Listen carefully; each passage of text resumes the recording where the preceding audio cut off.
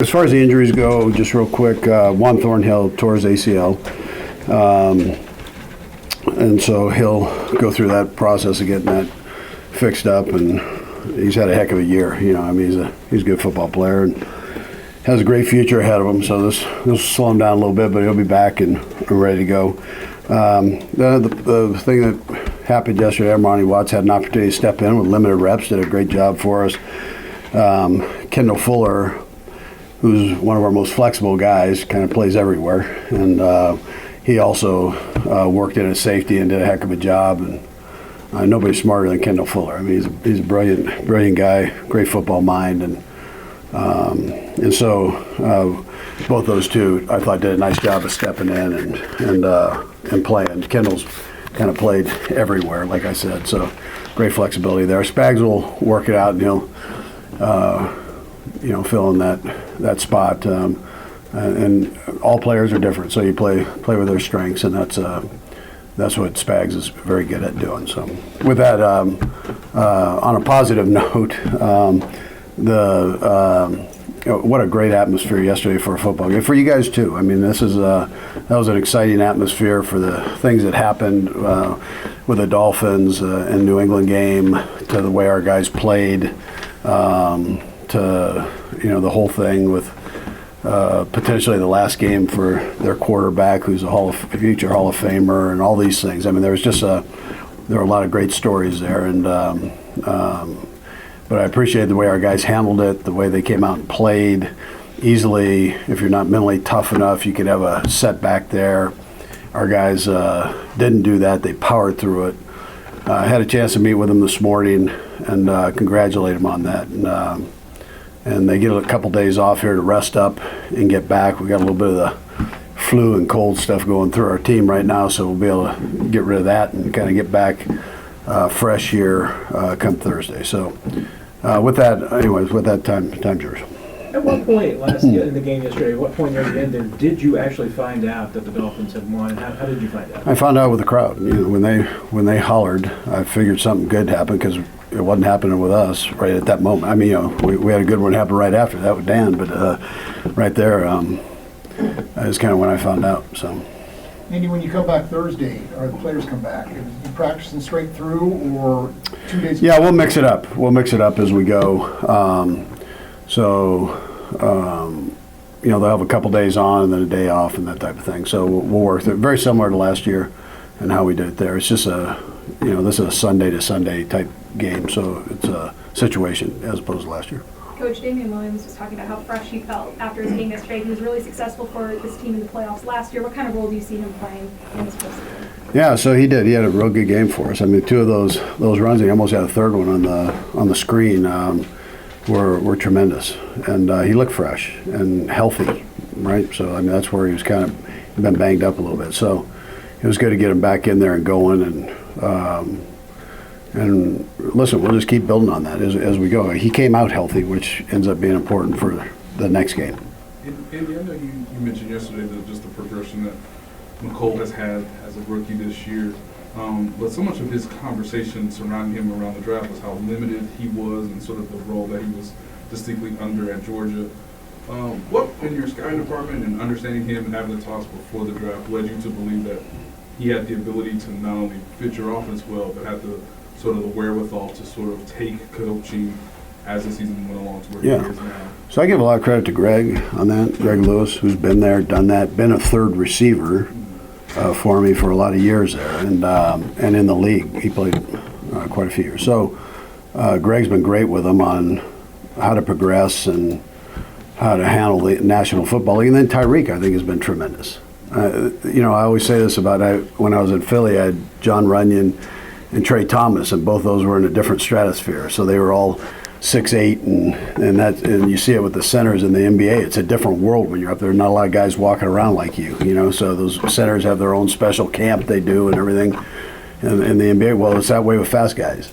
So fast guys, they're kind of doing it faster than other guys, and they can get away with things that a lot of guys can't. So to have somebody there to be able to talk to about how to work the secondary, that's priceless. So I think both those two, though, have been contribute to his success here, and then his want to.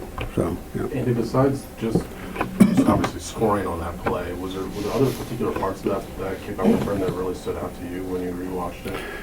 Well, there were some good blocks, that took place.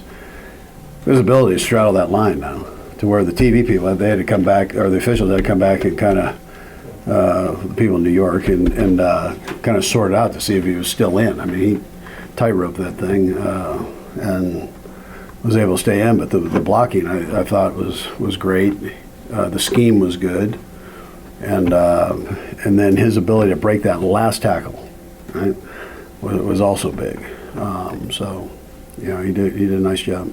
With the playoffs and maybe more aggressiveness, would you like to see Hardman take more of those out of the end zone, 104, 105, like he had yesterday? Well, we'll see. It depends on, time and error is also important. So depending on the kicker you play, Dave's got a pretty good plan on how he goes about that every week. So percentages are against you. If you just go off of percentages, you're better off downing them there. But it depends. There's some variables in there that you got to look at, and Fraze does a good job of that, as does Tope. So. Andy, you have 3 possible opponents, obviously, for the next game. Take us through that process, how you get ready right now. Do you start putting together 3 different game plans? Or? Well, we know a couple of them, right? So we know the Houstons and New England. We just need to get Mitch in the picture, right? Was that Mitch? Just had to get him in here. He's everywhere, man. He's like omnipresent. The one team we don't know is Buffalo, as well as the other 2. So we'll go back and we'll look it up. Obviously, New England would be if they win, they're the seed that we would play, and so. But we'll go back and look at all of them and make sure we've got a pretty good grasp on them, and then as the games go on Saturday, we'll kind of finalize it, and we got the players coming back in Sunday just for a quick blast, and we'll at least have a heads up on kind of who we play and what direction we need to go there. What did you do at practice? I mean, just generic stuff, or you? Yeah, so we go back for the practices on Thursday and Friday. The guys' fundamentals will be a huge part of it. So we'll actually put the pads on and work fundamentals, and then it gives us an opportunity for the ones to work against the ones and get some work there. Short and sweet, but gives the guys an opportunity to get some good fundamental work in, which you need to kind of retool as you get to the end here. So we'll do that. Coach, as far as the NFL rules are concerned, when it comes to interviewing coaching candidates from teams on the first round bye, how busy do you anticipate Eric Bieniemy being this week? And then what about some of your other assistants? Have they drawn interest? Yeah, well, listen, right now I tell you it's Eric getting most of it, but as we sit here today, it's that time of the year. You guys know how I feel about Eric. I think he'd be tremendous. There's a team out there. I don't know the team, but there's a team out there that could use him. Being the leader of men that he is, you're not going to find people better than that in that category. And then he's a sharp offensive mind on top of that. So, I'm a big fan. Don't want to lose him, but reality is, there's a good chance that happens. But. Can you confirm that it is the Panthers and the Giants that have expressed interest in him? Well, Herbie, if it was over like a po' boy, I would tell you that you're probably heading in the right direction. And at the risk of people have done this story 20 times, but about Larry being a doctor, is really interesting to me. What are the qualities about him that would sort of peg him for that very unusual background? Yeah, well, he's brilliant, and graduated from a great school. My mother actually graduated from the same school, so I give him credit. He picked the right place to go. But he, it doesn't take long after talking to him to figure out that he's on the ball, and he'd be a great doctor. I tell him with those fingers that big, though, man, I'm not going to have him do any small surgeries. He's a big man. He's a talent. I grew up with a guy named Danny Fortman, who worked with my mother for a number of years. He's on these all-time great teams, And I know Papa Bear Hallis back in the day gave him time off to pursue his dream, which was being a doctor. So I always had that in the back of my mind. If I ever get a guy, that let him go do it, right? Let him go do that, and give him that opportunity. And Danny Fortman was a phenomenal general surgeon for a number of years, and did a great job. Yeah. Andy, going back to Eric Bieniemy, because you've been through this so many times in your coaching career, can you just explain what it feels like when you, like you said, you get to this time of the year, you know one of your top assistants is ready, you have an ideal picture of how he may fit one or two teams, and just what's that like for you to sort of watch maybe the last step, the last stage for that assistant? Yeah. I think it's great. I think it's a great opportunity. They've worked so hard for the opportunity that I think it's it's a result of that, with plenty of hard work to come. But all of them, to a man, has brought great energy to whatever organization they've gone into, and I'm proud of that. That's a tribute to the way we do things, so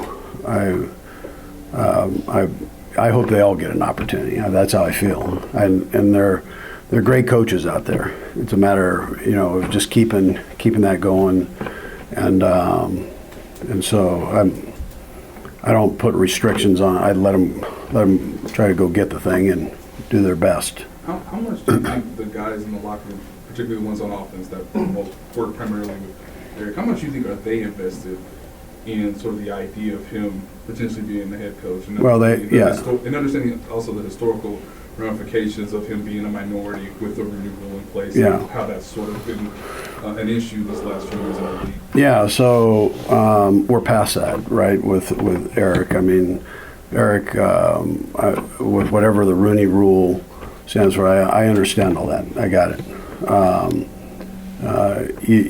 To me, you don't bring race into this. I'm not into that. I think you talk about great coaches. That's what you talk about. The color aside, or whatever, however you want to look at it, aside. And he's a great coach. So, and I think every player will tell you that. They're not looking at Eric Bieniemy and going, what's his racial background. I mean, they're looking at, this guy is a phenomenal coach, is what they're looking at. And I think they would all stand on the table for him. We'd all miss him, but they'd all stand up and tell you what he's all about. He's a leader of men, and they all, he's going to shoot you straight, honest. And then they also know and respect his mind. I mean, I give him every weekend. I sit down, we put together this game plan sheet with 200 plus plays on it, and he memorizes every play, every formation, just boom, on recall like that. And every week I go, listen, are you good with this? And he goes, no problem, got it. But a lot of hard work goes into it. Plus, he's a brilliant dude. Couple more guys. You mentioned, Kendall being having a high football IQ, he's been able to handle different roles. But last year, going from a full-time, cornerback role, inside outside, this year to being, with fewer snaps but everywhere. How have you seen him adapt to that and really handle it? Yeah, well, he is. He was telling me he'd be a great coach because he knows he wants to know everything, and he does. He spends time studying it. And he gives you trust as a coach. I think on the back end there, it's beautiful for him because he's got that beautiful mind and can see everything. And you saw him yesterday communicating. And what it does, it frees other guys up to just go play. And but he's right in the middle. He can do corner, he can do nickel, and he can do safety. I mean, that's a pretty good package right there. Coach, the confidence a month ago maybe with the development of Kendall Fuller, where would that be in your mind compared to now? You mentioned Armani Watts even making a play. If I told you a month ago you lose Juan Thornhill versus today knowing you lose Juan Thornhill, what Fuller and Armani Watts? Yeah, well, Armani was a real good college football player, and he's done a nice job for us on special teams. And you take advantage of opportunities.